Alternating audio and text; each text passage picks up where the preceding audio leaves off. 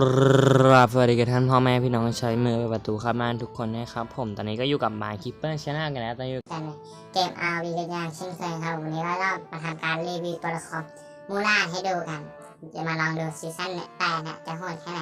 ไปรอรับชมในคลิปกันได้เลยครับ เดี๋ยวกูเอาของเวทแม่งเลยเหมือนไส้เลยสัส ใจเย็น ไม่ต้องไอ้โรสมันเดียวมาดิ กระบวกนะต้นเกมมาทำอะไรไม่ได้นะ อู้อารับมา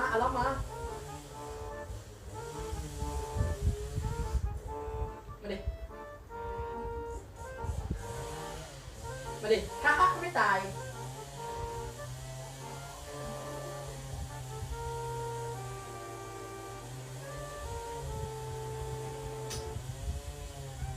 กัดต้องออกแทงนั่นแหละกัด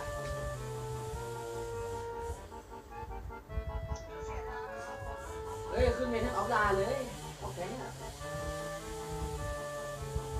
ไม่เสียหรอกโถ่ไกลเอานาคอสลงยูเอฟไม่เคยพาเสียดาวแค่กูได้ดาวตั้งนาน แค่ตกแรงแค่นั้นแหละไม่ต้องคิดอะไรใครปล้นมาฟ้า ไม่รู้ อ้าว แห้งไอ้เหี้ยเคสปนไม่ได้เกตมาดิพามาดินกบินไปแล้วตุ้ม โอ้โห ไม่ตาย ไม่มีแบบฟ้าเลยเนี่ยทำไงมานานก็จะหมดอีก สวัสดีครับเอามังกรเล็กใช่อารัมไม่ลงนึ่งไปลงไปแก๊สของมังกรจ้ะ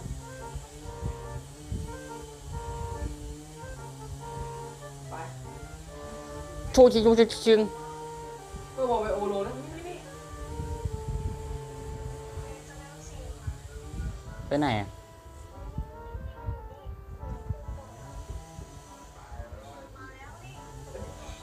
ไปดิมาไปมีนกฮิวให้ตบจุ๊บถอยเลยกัดถอยเลยกัดฮิวให้ต้องฮิวคูดาวเลย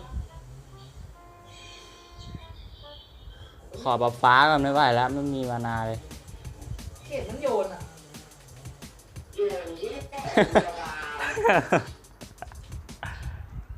โอ้กระตุก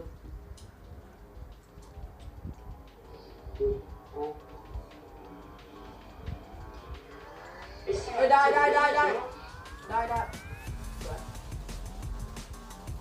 ปีหน้าเย็นแม่งมาได้ไงเนี่ยตอนอารัมต้องลงด้วยเหรอถ้ากลับโล อ้าว ประวัติศาสตร์ใหม่ ไปทีมกำลังไปไม่ใช่ปอมแตกกันหรอตัวทีมดึงมาช่วยมาเอาล่าง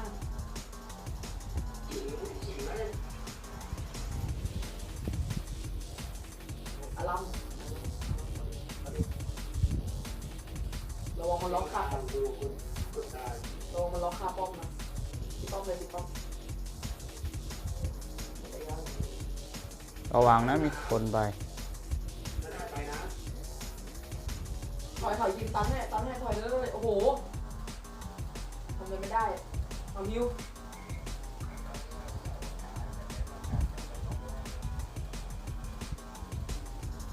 เอามาดิ นกจะตายแล้วนะ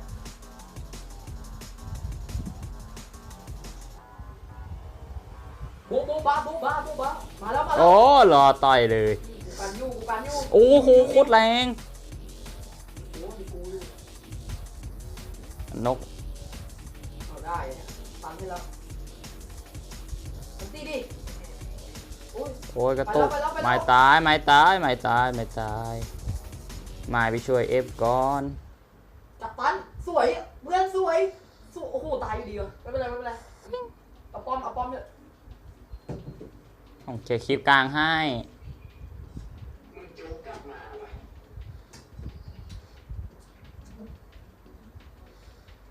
เอาวะเฮ้ยเอาเรื่อง ไอ้ไมเคิลก็จบ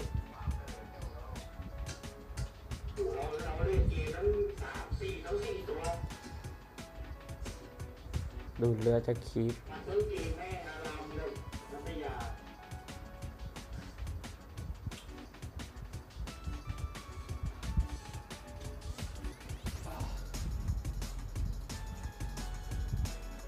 ต้องพูดเยอะ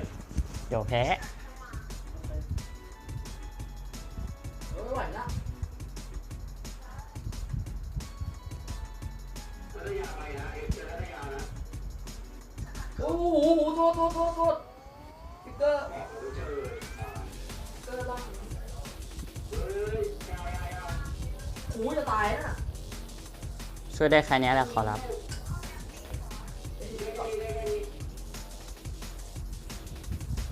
เคลิปสวยได้ โอ้ยไม่ตายโฟกัสสวย แตกหนึ่ง สวยพี่สวย แตกสอง สวยพี่สวย แตกสาม สวยพี่สวย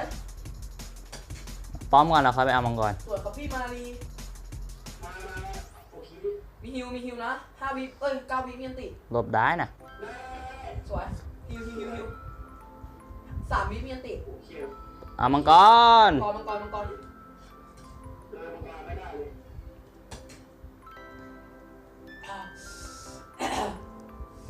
น่าใส่ผิดเยอะเลยสาม อารามมานะ ได้ มาขอราคาได้ป่ะถามก่อน เนี่ยฟ้านี่ก็มีเนี่ย ให้มาตัดราคาได้ป่ะ แล้วเนี่ยมาเป็น จะตายแล้วเนี่ยไอ้ที่ฟ้ามาดิ ไม่เหงียมาแล้ว ได้เนี่ยฮิวไหมเอ้าแล้วมึงไม่เป็นตีไวโอ นี่มันเป็นสกิลการลอกผมจะใช้พาณิชย์ค้า ก็ผิดก็พูดไม่เถอะมึงอะ โอ้ยเขตโดน โอ้โหแต่ได้นะ สวย อยาก เคสฟาร์มได้เลยสแต็กครบ5แล้วเอ้ย15แล้ว ได้ยินมาเพชรอ๋อเพชรเอามันดิเอาดิด้วยดิ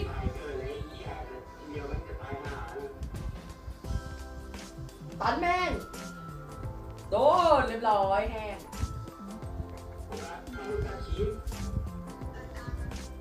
เฮ้ยมาแล้ว โอ้ยโอ้ยโอ้ยเจ็บ เดียวตันให้แล้วคิม ตายจนได้ไหม ดันป้อมเลยคิมไอ้รถมันเดียวแล้วไงอ่ะโจของจริงโลมอ่ะเมื่อวานแม่งเดบิวต์เล่นดีมาก เจอทีมอะไร เจอเบคอน ชนะไหม ชนะ2-1 เฮ้ย ก็ต้องแช่งให้ RQ อ่ะ RQ แพ้เลยแพ้2 วันเลยต้องแช่งให้แพ้ทั้ง2 วันเลย มาเชียร์เดบิวต์แล้ว เชียร์เดบิวต์เชียร์กิจกูเชียร์กายถ้าแม่งไม่เสียเกมแรกให้เบคอนนะกูบอกเลยมันใส่สกิลหมดแล้วนะมันใส่สกิลกับโฟกัสหมดแล้วอ่ะเนี่ยได้นะเนี่ยอ้าวได้รอเดี๋ยวได้หมดมันใส่สกิลหมดแล้วได้หมดเนี่ยเห็นปะ ได้หมดเลย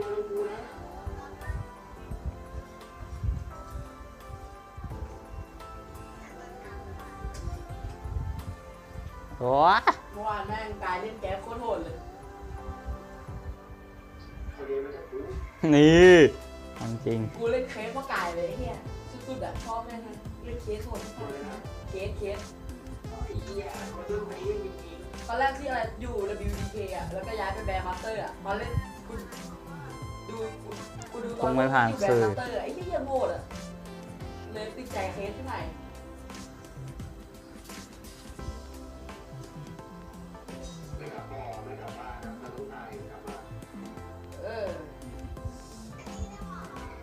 เฮ้ยคิมเดี๋ยว ไม่มีคิวเก็บสแต็ก ดาร์กปะมาแข่งแข่งรอ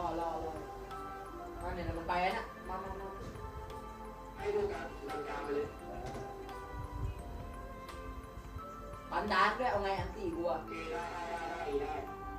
มันอยู่ล่าง สวย สวยพี่มาดิเนี่ยหยิบตัวโยนกันเพื่อจะชนะไอ้สัตว์หยิบตัวโปลีกันเพื่อจะแพ้เอาอยู่นี่เพื่อนอยู่นี่ โดนตรงไหนกูไม่ได้จริงจริงกูไม่ได้ฟาว ถ้าเราไม่จริงจังแม่งนี่ปล่อยกัดใจเย็นกัดใจเย็น แทงไม่อยู่นี่นะ มองไว้ฮิวกัดน้องฮิว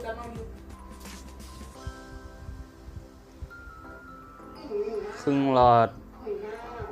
เอ้ยเอาพวกแม่งดีเอ้ยลุยอ่ะทะเลลุยอ่ะ เอาดิ มีหิวเข้ามามีหิวล็อก กลับแล้ว เอามันดีนาตาย่าเนี่ยเฮ้ยไอ้โรนเอาไอ้โรนมันเดียวบอลดันบอลต่อได้ไอ้โรนมาเดียวแล้วไง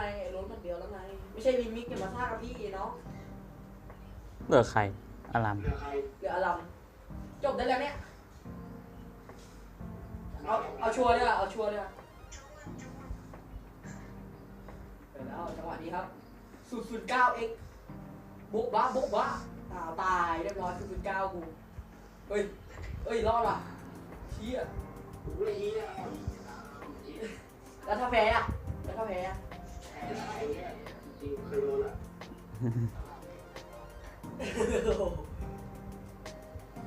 เอาเนี่ยเข้ามาแทน โอ้ยเครื่องประเทศอย่าเลยเล่นอยู่ไอ้เหี้ยเดี๋ยวกูดีเครื่องแป๊บหู อ้า ตายปล่อยเฮ้ยไม่เล่นแล้วไปรีเครื่องแป๊บ วิกกี้เก็บซองให้ละ กูไม่ แรงสุดๆอะ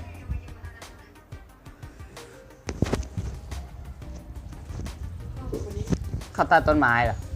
ทำผมกับต้นมะม่วง ตัดทำไมอะ ไม่รู้ถามมาผมเลยถามดูทำไมกูไม่ชื่อผม คังคกได้ไหม ชอบไม่ใช่หลักโค้งกับ ไม่โน เอ้ยเก็บขอดิโหบนแนวหน้า มึงมีซ่า เฮ้ยล้อมไอ้โล้นดิล้อมช่างมันเอาไอ้โล้นมันเดี๋ยวกูอ้อมให้ หิวเลยขนาดนั้น ไอ้โล้นมาเดียวอ้าว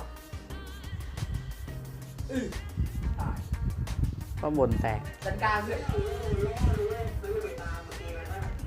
คิดจบเถอะ ใช่รีบจบเถอะ เดี๋ยวไปเล่นแบ็กกิ้งตามตูมตามตาย ไม่มีทางหรอกถ้าเกิดผมได้ใช้สกิลแบบว่าชุบไม่ตะกะแตนนี่ อยู่แล้วงั้นยุ่งกับตะกะแตนตาย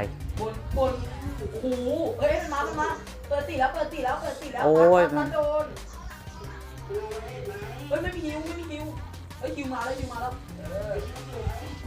ตาย เอาตายเรียบร้อยแทงให้ถอยเนี่ยการแทงให้เลยเอาค่ายโล้น โอ้ไม่อะตาย เย่ เนี่ยนี่ขนาดยิงตัวโยนเลยนะ มันต้องแบบนี้สิ นี่ แค่นี้ไว้เล่นจะหลุดเมตาแล้วนะของฟาร์มมันเปลี่ยนมา บาย